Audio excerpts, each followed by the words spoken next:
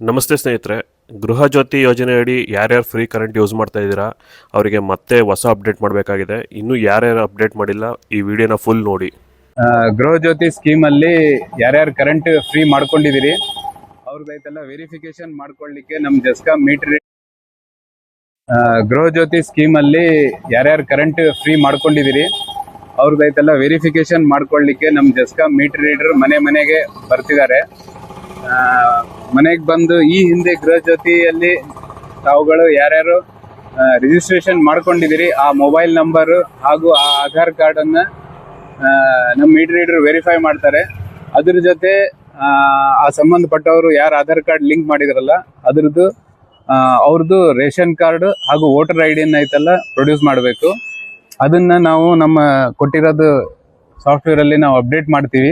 ಈ ಸರ್ವೆ ಕಾರ್ಯ ನಾವು 1ನೇ ತಾರೀಕಿನಿಂದ ಸ್ಟಾರ್ಟ್ ಮಾಡಿದೀವಿ.